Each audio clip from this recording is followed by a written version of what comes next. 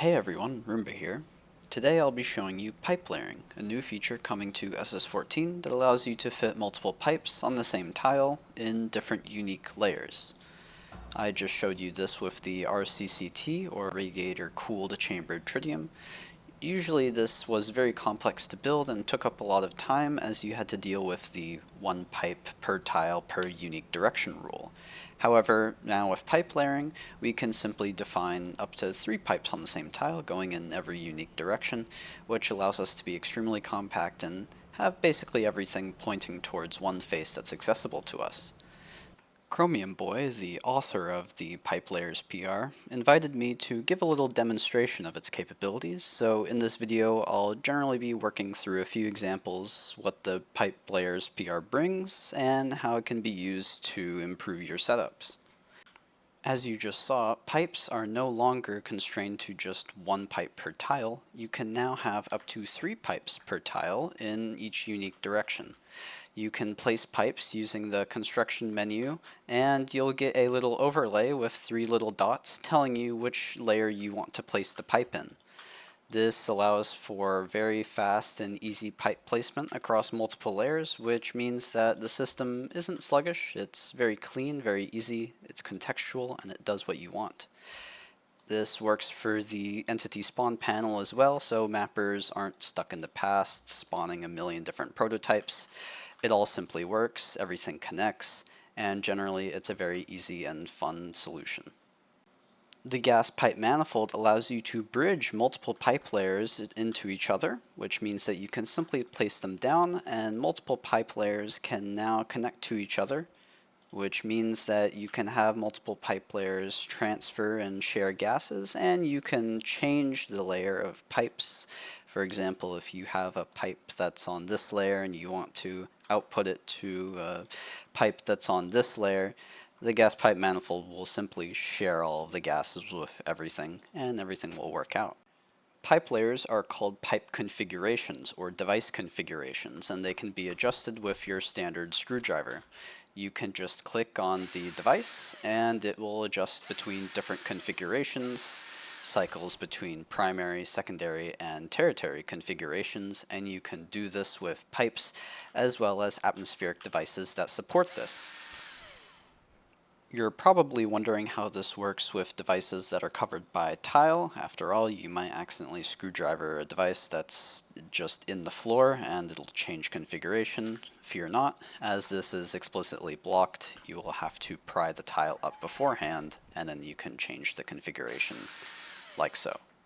Certain atmospheric devices like pumps have configurations as well, which means that stuff like valves have different configurations. However, if you try to screwdriver a valve to a different configuration that is occupied, it will obviously not fit over the pipes and you will be back to square one. For things like gas pumps and volumetric pumps, you can simply just construct them in the default configuration and then screwdriver them to change configuration like so. As of right now, most atmospheric devices have available configurations to you. For example, gas filters and gas mixers all have their different primary, secondary, and tertiary configurations, which you can simply switch using a screwdriver. Let's talk about Freezon production and how you can condense this using pipe layering. Freezon, as you may know, is a gas that requires a series of very precise conditions in order to create, or at least to create efficiently. This is commonly done by having a gas loop with filters and mixers introducing and pulling gases out of that loop. Of course, the loop has to return to the beginning in order to have the gases be recycled and refreshed over and over again by the filters. This usually takes up a lot of space, but using pipe layering we can condense this into a small form factor. I'm not going to give you the specifics of the setup like the flow rates on the pumps or on the gas filters or the mixers. I'm just going to show you how the setup would look physically and how it condenses using the features of this PR. First, we get our 2 primary gas filters, one for nitrogen and one for Freezon respectively. Next, we have our nitrous oxide filter, However, we will place this on a different configuration level than all of the other filters. Next, construct gas pipe manifolds on both sides of the system so that we can join all of the layers up into one pipe net. You'll see why this is relevant later. Next, join up all of the pipe inputs using gas pipes. These simply go underneath and they will connect the system entirely. Next, let's build our gas mixer. This will allow us to introduce nitrogen and oxygen into the freeze-on reaction. Next, let's establish our pumps, which allow us to direct the nitrogen and freeze-on. Remember that we mix in a little bit of the nitrogen in freeze-on so that it condenses into a much smaller volume, which allows more to fit into the tank. After this, establish your inlets and outlets. We have a connector for the freeze-on tank right here. We have a passive vent for the nitrous oxide waste right here. Remember that we're on a different configuration. We also have another passive vent for the recycled nitrogen. Technically you can recycle this, but I just tend to waste it. Then you also have a volumetric pump for introducing the tritium from your tritium reaction. Of course, this should be on a different layer because a freezer is going to go right on top of this. I am lazy, so I will just spawn it in. You can see it connects like that. And since now that our tritium output is now on a different layer, we need to recycle this pipe and put it on a different layer. It's on, I believe that's, whatever, I don't know the name of this layer, so we'll just connect it like that. Because we have pipe manifolds here, we can just connect it like this. And now that's our tritium inlet. And that's generally a compact freeze-on setup, or at least compacted compared to what I was doing before. Remember that this isn't the only way to do freeze-on. There's many different ways to do many different things in Space Station 14 atmospherics. That's the beauty of the system. So this is not generally the one-and-all setup to do this. There's many more different iterations you can make of this. There's many more different entirely unique setups that you can do that isn't this. But this is just a demonstration I did to show you that how pipe layering can compact this. This is another example of how you can use pipe layers in order to condense previously very large atmospheric setups. Right now you're looking at the logic that decides when to fill or release from the air storage tank on Oasis. It simply uses two pneumatic valves that determine when to open or close valves to fill or release air from distro to the tanks. This is useful when there's a large spacing and atmospherics needs the extra buffer to quickly refill rooms. Obviously the gas miners aren't fast enough to do this, so Oasis has a special room that just stores a lot of air. First, we can simply establish the distro and air layers be on different pipe layers. So we can place a gas pipe manifold to have the distro layer be on a different layer. And we can place a gas pipe manifold here to have the air storage layer just be on a different layer.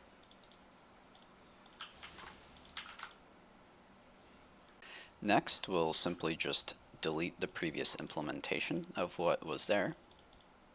Next, let's place down our pneumatic valves, which determine when the gas flows. Both pneumatic valves are on different pipe layers. One is on the secondary configuration and one on the tertiary. Next, we need our passive gates, which determine which direction the gas is allowed to flow.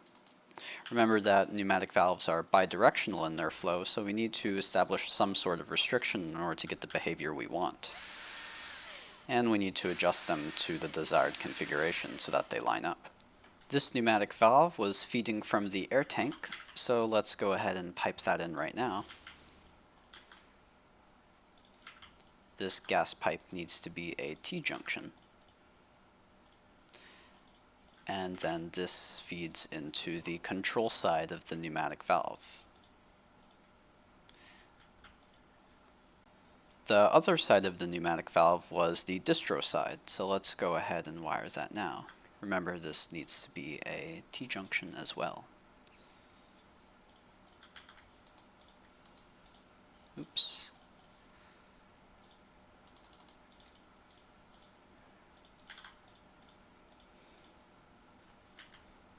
Next, we need to wire the outlets and inlets of the pneumatic valve, so let's go ahead and do that now.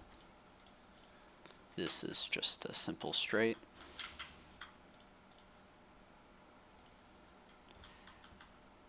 And this is also a simple straight.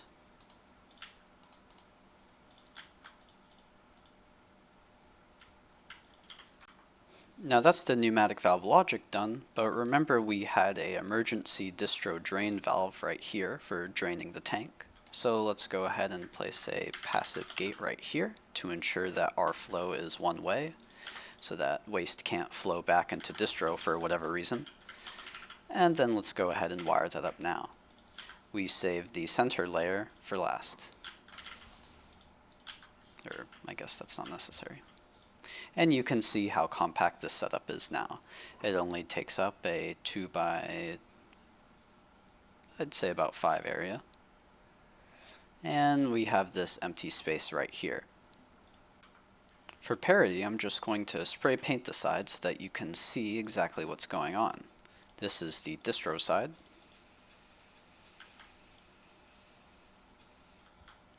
Remember that this pipe right here is also distro. And this is the air side.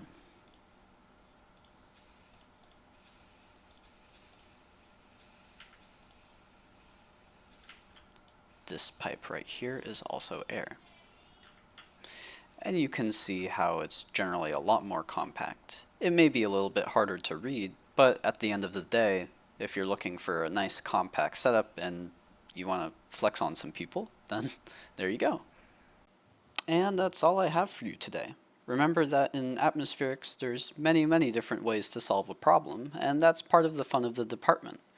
Encountering a problem, figuring out a solution, sharing that with your peers, that's what the department is partially about. And there's fun in sharing this newfound knowledge with a new engineer or Atmosian. So be sure to go out there and try stuff, see what works out, and see where you can improve. And remember, absolutely massive thanks to Chromium Boy, who made all of this possible. This was a very large feature, and if you ever see him in the Upstream Discord or on YouTube, be sure to say hi and give thanks. Thanks for watching, and I'll see you around.